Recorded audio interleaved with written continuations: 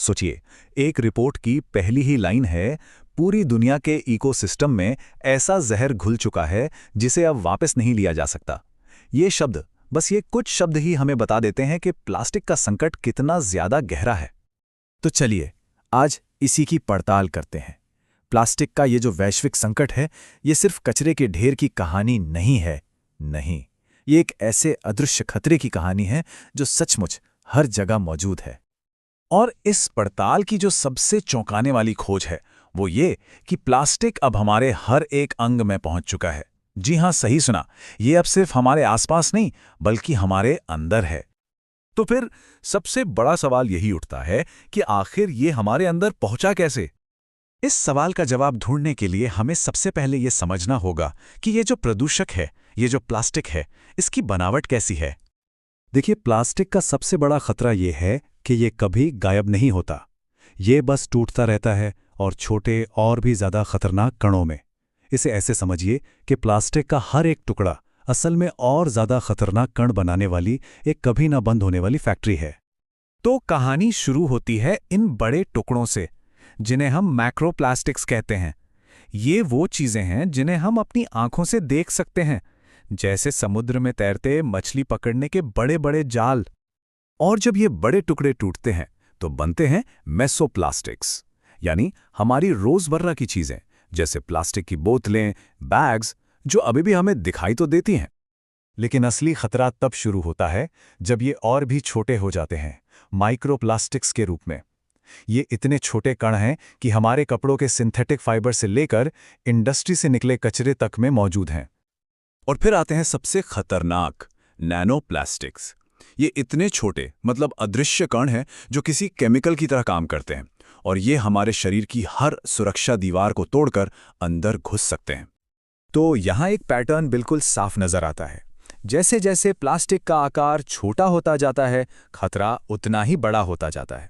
जहाँ बड़े टुकड़े जानवरों को फंसाते हैं, वहीं ये नैनोकण हमारी कोशिकाओं के अंदर तक पहुँचने का दम रखते हैं।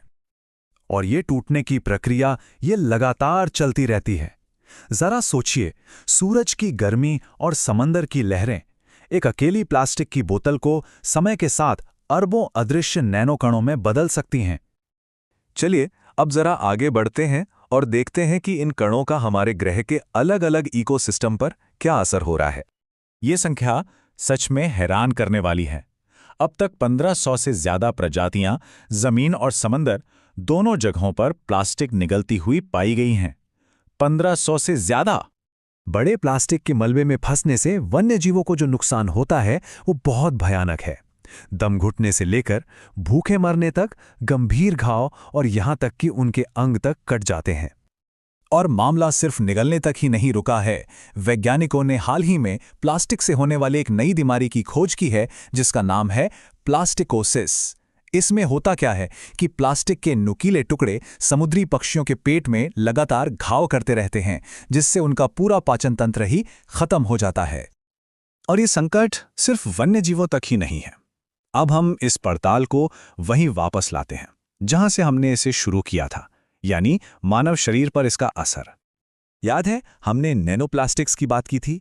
वो इतने छोटे होते हैं कि वे हमारे दिमाग की सुरक्षा परत यानी ब्लड ब्रेन बैरियर और यहां तक कि मानव प्लेसेंटा को भी पार कर सकते हैं। इसका सीधा मतलब है कि ये खतरा अगली पीढ़ी तक भी पहुंच रहा है।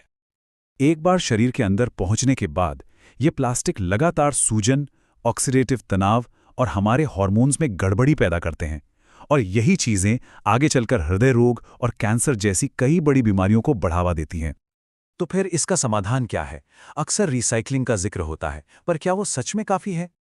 ये सवाल मन में आना बहुत स्वाभाविक है कि भाई क्या हम सिर्फ रिसाइकलिंग करके समस्या से बाहर नहीं निकल सकते? लेकिन आंकड़े एक बिल्कुल अलग ही कहानी बताते हैं।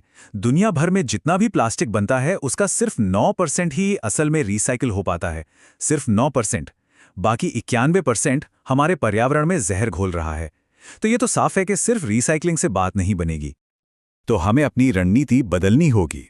अभी हम डाउनस्ट्रीम तरीके अपना रहे हैं, मतलब कचरा फैलने के बाद उसे साफ करने पर ध्यान दे रहे हैं।